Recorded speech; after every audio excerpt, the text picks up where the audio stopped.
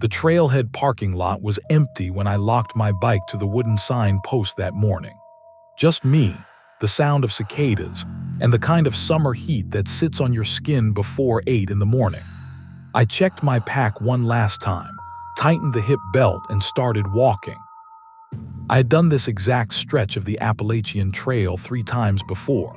Always alone, always in summer, always for 3 days. It was the one thing I kept for myself after work got heavy. No phone signal past the first mile, no emails, no one asking me anything. Just the trail and whatever my brain decided to do with the quiet. The first day moved the way it always does on a trail you know well. Around mid-morning, I passed a family of 4 heading back toward the parking lot. The dad was carrying the youngest on his shoulders, and the kid looked like she had been crying for a while. The mom smiled and said they had underestimated the heat. I told her the first water source was about a mile back, and she thanked me. We kept moving in opposite directions. Later that afternoon, I crossed paths with a young couple, maybe mid-20s, hiking the same direction as me. We walked together for about 20 minutes before they turned off at a side trail heading to a campsite they had reserved. The guy asked if I was going all the way to the next shelter, and I said I was planning to camp before that. He said the forecast looked clear all 3 days. We said good luck to each other and split off. By the time I found my campsite that evening, I had covered about 9 miles.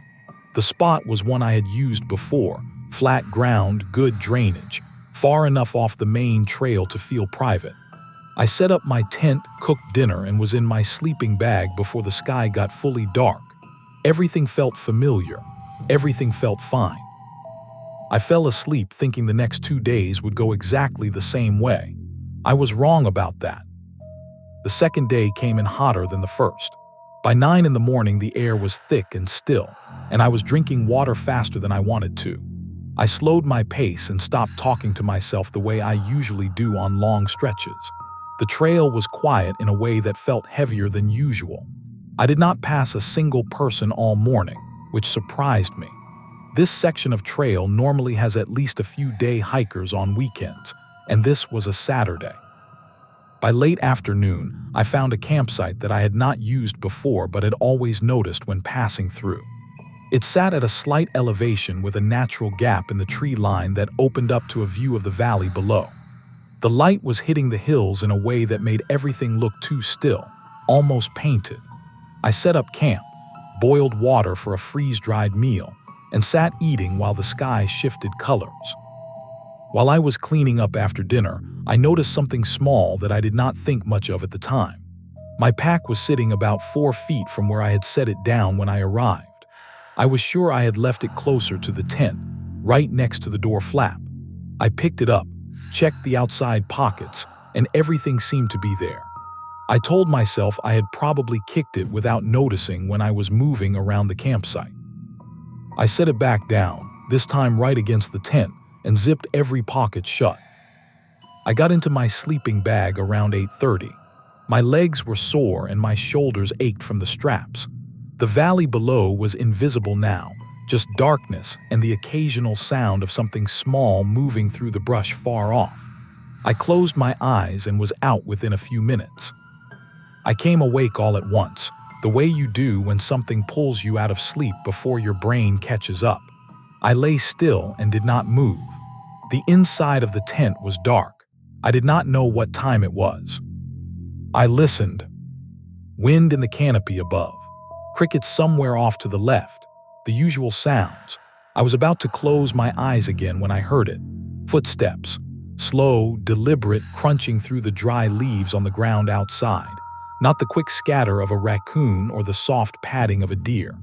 These were measured steps, one after another, with the kind of weight behind them that only comes from a person. I did not move. I counted the steps. They stopped. A few seconds passed. Then they started again, and this time they were closer. Something about the rhythm made my chest tighten. It was not panicked movement. It was patient, like someone walking a route they had walked before. The steps stopped again, and this time the silence that followed felt different. Closer, directly outside the tent, maybe 6 or 7 feet away. I could not hear anything except my own breathing, which I was trying to keep slow and even. My hand moved slowly across the sleeping bag until my fingers found the headlamp I always keep near my right shoulder.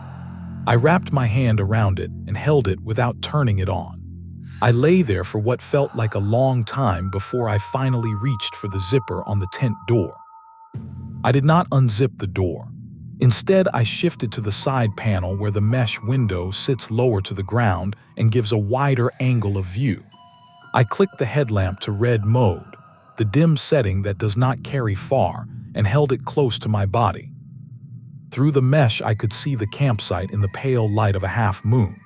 And standing at the far edge of the site, maybe 25 feet away, was a woman. She was not moving. She was not making a sound. She was standing with her weight on both feet, her arms at her sides, looking directly at the tent. Her hair was long and tangled. Her clothes were dark and loose. She was holding something in her right hand, something small, maybe a bag or a bundle of cloth. I could not tell. I did not breathe. I did not turn on any more light. I just watched her, and she just stood there, and the space between us felt like something solid. I do not know how long it was. It might have been 90 seconds. It might have been 3 minutes. At some point, she turned her head slightly to one side, as if she heard something in the trees behind her. Then she turned her whole body, walked back toward the tree line with slow, even steps, and disappeared into the dark. I sat against the wall of the tent with the headlamp in my hand and did not move for a long time. Every few minutes I checked the mesh window. The campsite was empty. The night stayed quiet, but I did not sleep again. When the sky started going gray, I unzipped the tent and stepped outside. The campsite looked the same as I had left it. Same fire ring, same flat ground, same gap in the trees showing the valley. Then I looked at my pack. It was sitting 4 feet from the tent, in almost the exact same spot I had found it the evening before. I had put it directly against the tent door before going to sleep. I was certain of that. I went to it and checked the top zipper first. Open. I checked the side pockets. The left one was open too. I went through everything methodically. My water filter was there. My food bag was untouched. My stove and fuel were there. My first aid kit was gone, and the paper map I carried for this section of trail, the one I had marked with water sources and shelter distances, was also gone. I stood there holding the open flap of the pack and tried to think clearly. The first aid kit was replaceable. Losing the map was a problem. I had no signal, no backup navigation, and 2 more days of trail ahead of me. But more than the practical issue, what sat heavy in my chest was the fact that someone had come close enough to open my pack and go through it while I was inside the tent, while I was a few feet away, while I was sleeping. My hands were not steady when I started breaking down the tent. I kept glancing toward the tree line. I rolled everything up faster than I ever had and got the pack on my back in under 15 minutes. I did not stop to eat. I just started walking. I pushed hard for the first hour, not stopping to rest, not slowing on the uphill sections. The trail was still empty. The heat was already building and sweat soaked through my shirt fast, but I did not care. I wanted miles between me and that campsite. About 3 miles in, the trail dropped down a short rocky slope and curved into a narrow section hemmed in by thick brush on both sides. At the bottom of that curve, sitting on a wide flat rock directly in the middle of the trail, was the woman. She was sitting upright, her hands resting in her lap, looking straight at me, like she had been waiting. I stopped about 20 feet away. My heart was already going fast from the pace I had been keeping, and now it went faster.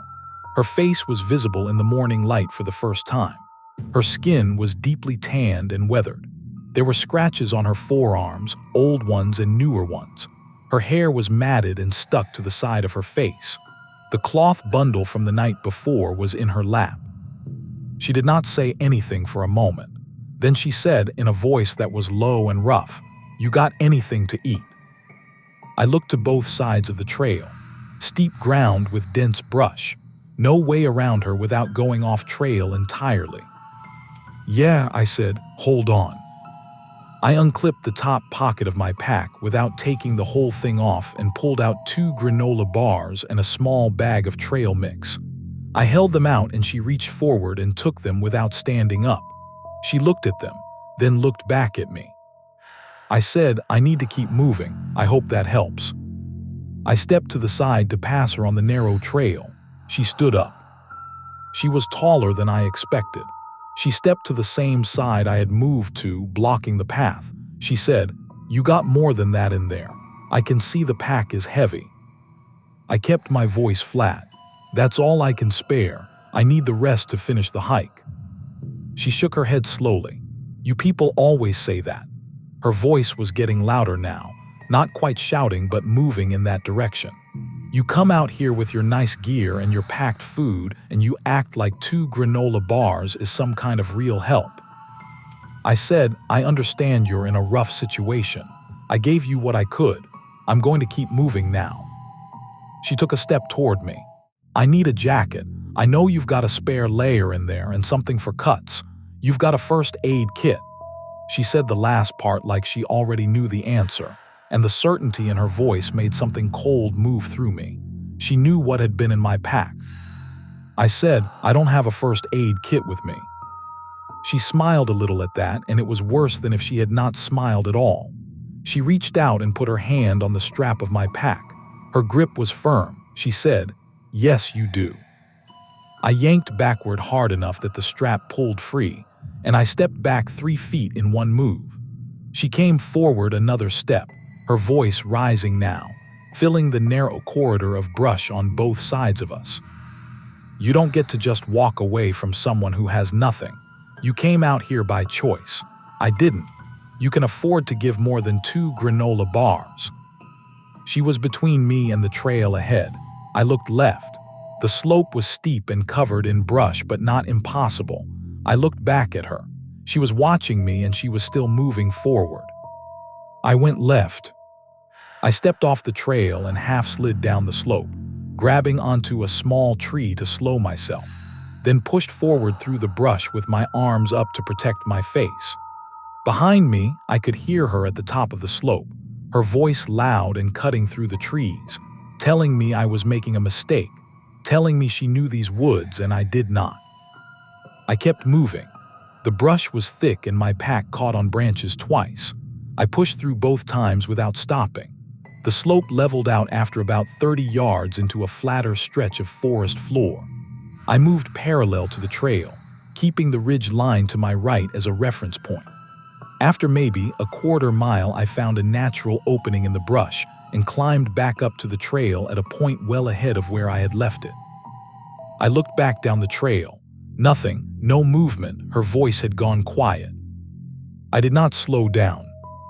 About a mile and a half later, the trail opened up at a wooden shelter with a covered roof and long bench seating along the inside walls.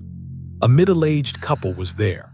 Their packs leaned against the back wall, the woman refilling a water bottle from a filter, the man eating something from a metal container.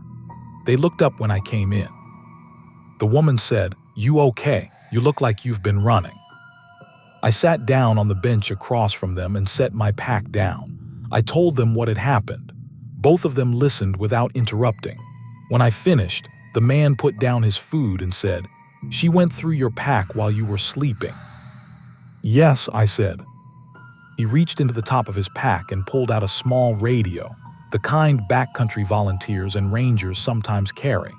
He said he had picked up a frequency for the ranger station on the last ridge. He keyed the radio and gave a brief report. Solo male hiker, harassment and theft on the trail, description of the woman, approximate location of both incidents. The response came back within 2 minutes. A ranger acknowledged and said they would send someone to the shelter. The woman handed me a full water bottle and an energy bar. She said, "Eat something. You're going to be fine." I did not say much while we waited. I sat and watched the tree line at the edge of the clearing and drank the water slowly. About 25 minutes later, a uniformed ranger arrived from the direction of a service road I had not known was there. She was maybe 40, calm. and moved like someone who was used to handling things in the backcountry, without making them bigger than they needed to be.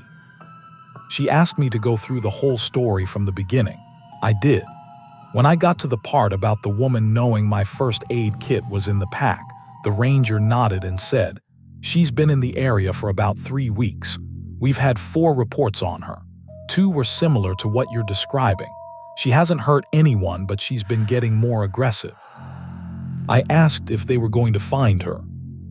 The ranger said, "We're trying. She moves around. She knows the terrain better than most people who work up here." She offered to walk me out to the trailhead on the service road, cutting about 2 miles off my remaining distance. I said yes without hesitating. The couple said goodbye and told me to be safe. I thanked them both, and I meant it more than the words could carry. The walk out on the service road took about 40 minutes. The ranger kept the conversation light, asking about where I was from, how long I had been hiking the AT. I answered but kept most of my attention on the tree line running along the left side of the road. I did not see anything. When we reached the trailhead lot, my bike was where I had left it, locked to the wooden sign post, exactly as it had been 2 mornings ago. I unlocked it and stood there for a moment before saying anything. The ranger waited. I said, "Thank you." She said, "Get home safe." I rode out on the access road with the pack still on my back, leaning into the pedaling, not looking over my shoulder. I drove home that evening, showered, ate a real meal, and sat in my kitchen for a long time before I felt like myself again. I ended the trip a day early. For a while after that, I only went out on trails where I knew there would be other people around, busy sections on weekends, places with regular ranger patrols. The solo backcountry trip stopped for almost a year. What I took away from those 2 days is something I still think about when I pack my bag now. Knowing a trail is not the same as knowing who else is on it. The thing that put me on edge was not the dark or the woods or the animal sounds in the night. It was another person, someone who had been watching long enough to know what was in my pack before I even woke up. Someone who had decided, somewhere along the way, that the rules most people follow no longer applied to her. The trail was the same one I had walked 3 times before. Everything else had changed.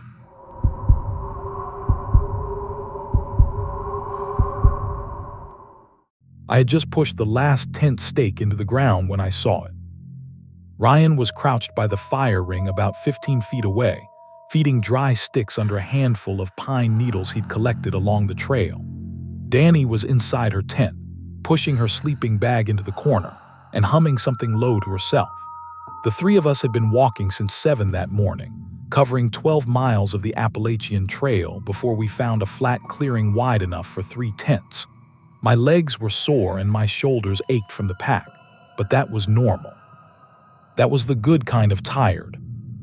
I straightened up and rolled my neck, and that was when I looked up into the branches directly above my tent. There was a pair of children's shoes hanging there. Small, red, the kind a kid maybe 6 or 7 years old would wear. They were tied together at the laces and suspended from a branch by a length of brown rope. The shoes were worn down at the toes and the soles were cracked and gray. They did not belong there. I stood there for a moment just looking at them. Then I called over to Ryan. He walked across the clearing, wiped his hands on his jeans and looked up. He turned the shoes with one finger, watching them rotate on the rope. "Probably some hiker thing," he said. "Like people hang shoes on power lines back home, trail tradition or something." "Has anyone ever mentioned that to you before?" I asked. He thought about it. "No," he admitted, "but it looks like it's been up there a while." He was right about that. The rope was weathered and the shoes were stiff from rain and sun. Whatever put them there had not done it recently. Dani came out of her tent and looked up, tilted her head, and said it reminded her of those folk art things people sell at roadside markets. We left it alone and started on dinner. After we ate, Ryan walked down toward the small stream about 30 yards from camp to refill his water bottle. He was gone maybe 5 minutes. When he came back, he was holding something in his hand, carrying it away from his body a little. It was a small cloth bag, about the size of a fist. The fabric was rough burlap and the top was cinched with a leather cord. He had found it hanging from a low branch at the far edge of our campsite, maybe 4 feet off the ground. Ryan set it on a flat rock near the fire and we all looked at it. I pulled the cord loose and opened the top. Inside were small bird bones, clean and dry, arranged in neat rows, not scattered the way they would be if an animal had left them. Someone had placed them in there deliberately. Each bone was small, thin, the kind that comes from a sparrow or a finch. There were maybe 20 of them, organized by size. Ryan said it was probably just some weird hobby. Dani said she did not want to touch it. I looked at the bag again and ran my thumb along the outside. The burlap was slightly damp on one side, not from dew. The air had been dry all day. I looked from the shoes above my tent to the bag on the rock. I measured the distance between them in my head. They were placed exactly at opposite ends of our campsite. One on the north side, one on the south. Like markers. Like someone had walked a perimeter and left something at each point. I did not say that out loud. I just set the bag down and said we should get some sleep. I don't know exactly what time it was when I woke up. Late enough that the fire had gone completely cold. I lay in my sleeping bag and listened. Footsteps, slow ones, moving in a wide circle around the campsite. Not an animal. Animals don't move in consistent, measured steps like that. This was deliberate. 1 foot, then the other, with the same spacing between each step. I counted. The steps made a full loop around the camp and then slowed in front of Ryan and Dani's tent. They stopped there for about 15 seconds. Then they continued. I unzipped my tent as quietly as I could and stepped out. The clearing was empty. Nothing moving, no shape, no light. Just the dark line of the trees and the pale ground between them. I started to turn back when I noticed it. Dani's blue pack, the one she always left propped against the outside of her tent flap, was gone from where she had set it.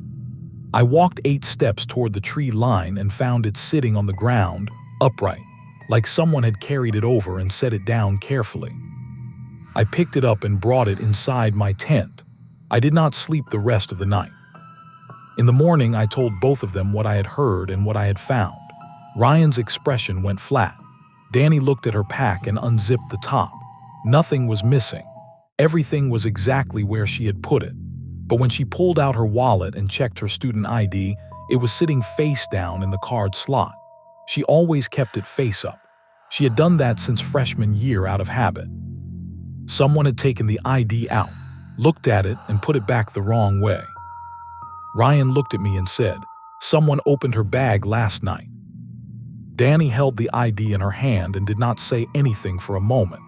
Then she said very quietly, "My name is on this." We started breaking down camp right after that. Nobody suggested staying. Ryan started pulling stakes while I deflated the sleeping pads, and Dani packed her bag and kept it on her back the whole time she helped fold tents. I was rolling the last tent when I stood up to stretch and looked toward the east edge of the clearing. There was a man standing at the tree line. He was tall, maybe 6 feet, wearing a dark flannel shirt and cargo pants. His hair was gray and uncombed, and he looked somewhere around 50. He had no pack, no trekking poles, nothing in his hands. He was standing completely still with his face pointed directly at our campsite. We looked at each other across the distance. It could not have been more than 50 yards. I could see his face clearly enough to know he was not smiling, not waving, not doing anything except watching. After about 5 seconds, he turned and walked into the trees. Slow and unhurried, like a man walking through his own backyard. I went and shook Ryan's shoulder. He came over and looked at the tree line. Nothing there now. "He wasn't wearing a pack," I said. "You sure?" "I'm sure." Ryan was quiet for a moment. Then he said, "That's not a hiker." We finished packing in about 12 minutes. I kept looking back at the trees while I worked. The spot where the man had been standing was directly facing all 3 tent openings, all of them. From exactly that position, you could see inside every tent in the camp if the flaps were open. I had slept with my flap partially unzipped because of the heat. We were almost ready to go when Dani stopped moving. She was standing near the dead fire, looking down at the ground in front of her tent. Ryan and I walked over. In the dirt just inside the shadow of where her tent door had been, someone had laid out small dry sticks in 4 letters, Dani. The letters were about 3 inches tall and evenly spaced. The sticks were all roughly the same length, chosen for it. This was not something that happened by accident. Whoever did this had taken time, had thought about spacing, about evenness, about making it clear. Dani stepped back from it. "None of you did that," she said. It was not a question. "No," I said. Ryan crouched down and looked at it without touching it. Then he stood up and said, "He got her name from the ID last night. He read it and put it back and then came back this morning before we woke up and did this." I thought about that, the sequence of it, the deliberateness. He had moved her bag to get into it, had looked at her ID, had memorized the name, and then had come back to leave a message using it. Dani pulled out her phone. No signal, the same as it had been since the trailhead. She put it back in her pocket and picked up her pack straps and said, "Let's go right now." We moved fast on the trail, faster than we had walked the day before, fast enough that my lungs started to burn inside the first mile. Dani was out front, setting the pace. Ryan was behind her. I was last in line, and I kept my eyes on the trees to the right. About 15 minutes out, I heard the first branch snap. Off to the right, maybe 30 yards into the woods, one clean break. I told myself, "Dear," I kept walking. 2 minutes later, another one, same side, same distance, then another. They were coming at regular intervals, spaced about 10 steps apart, which was exactly the rate at which we were moving down the trail. Whatever was in the trees was not walking through the forest. It was packing us. I moved up beside Ryan and said very quietly, "Right side, don't stop walking." He tilted his head slightly and listened. Another branch 30 yards out. His jaw tightened. We did not tell Dani. We just pushed the pace up another notch. Then Ryan grabbed my arm and stopped. Between 2 thick oaks about 25 yards off the trail, a shape moved. Dark flannel, the same height, moving slowly through the underbrush, angling to stay parallel with the trail. What was different from the first time was that he was moving more carefully now, stepping around the dry wood on the ground, watching where his feet landed. He had adjusted.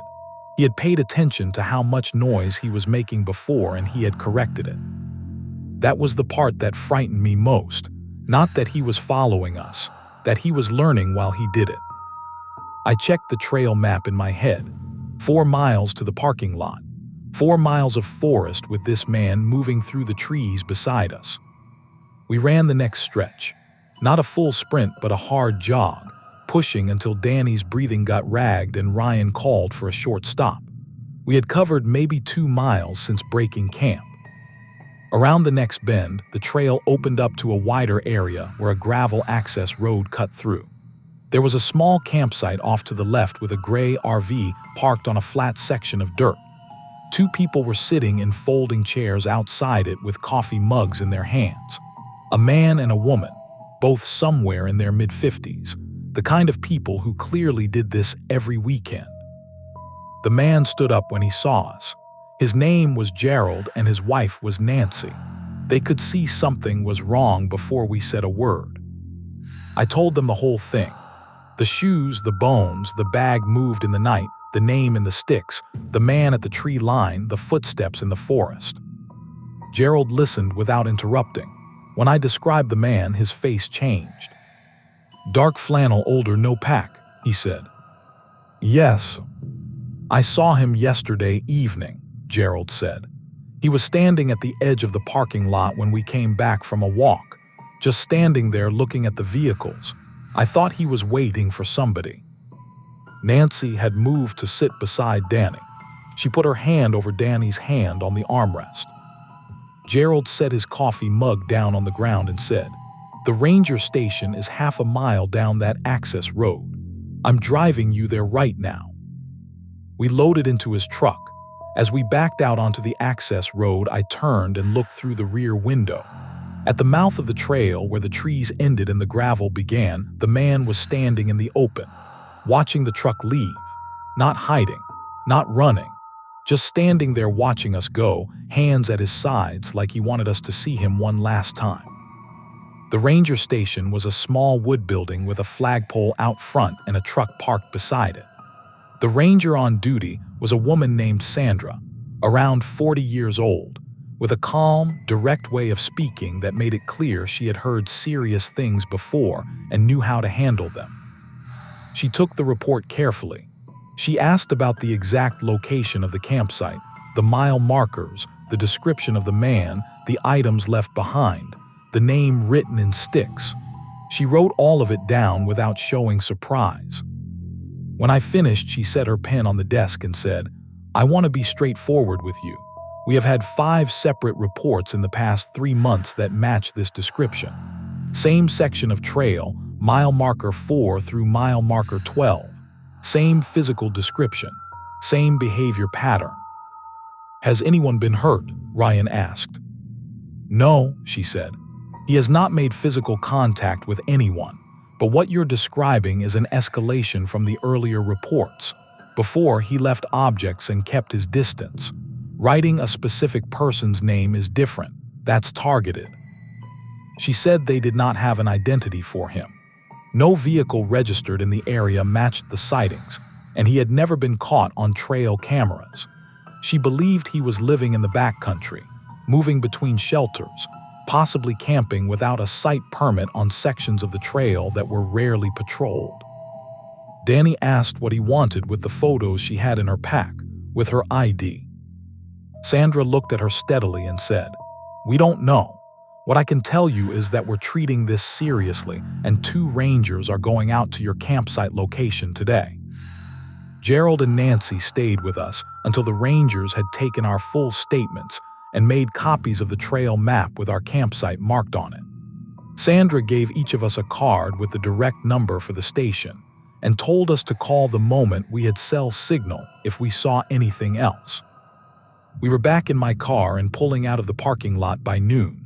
Dani was in the back seat with her eyes closed, not sleeping, just still. Ryan had his elbow on the window ledge and was watching the mountains pass. I kept both hands on the wheel and drove. I thought about the whole sequence of it. The shoes above my tent, set at the edge of the clearing like the first note in something we were not supposed to read. The bag opened in the dark while we slept 10 feet away. The name on the ground, placed there sometime in the hours before dawn, letter by letter, with small sticks chosen for the job. None of it was supernatural. There was no mystery to the mechanics of it. It was a person, with 2 hands and enough patience to wait and watch and learn what he needed to know about us over the course of one night. That was the part I kept coming back to. Not the fear of what he might have done. The certainty that he had taken his time. What stayed with me, and still does, is that we almost did not leave. Ryan and I both felt the pull to talk ourselves out of it, to find reasonable explanations and stay the second night we had planned. If Dani had not found her name on the ground, I think we might have. I think we would have convinced ourselves that everything had a normal reason. That is the thing about this kind of danger. It does not announce itself. It builds, one small strange thing after another, each one just explausible enough to let you stay comfortable. And by the time the picture is clear, you have already given it more time than you should have. We got home that evening. I showered, ate, sat on my couch and could not watch television. I checked the locks on my door twice. I kept thinking about Sandra's words. 5 reports, 3 months, and for the first time a name. I still think about that name on the ground. About the fact that someone walked into our campsite before the sun came up, crouched down in the dark in front of Dani's tent, and spelled out her name with sticks. Not because he had to, because he wanted her to know he knew it. We were lucky. We moved fast enough, trusted each other enough, and found the right people at the right time. That is not always how these things go. If you are going out on a long trail, go with people you trust. Tell someone where you will be each night and pay attention to the small things. Not because the woods are dangerous.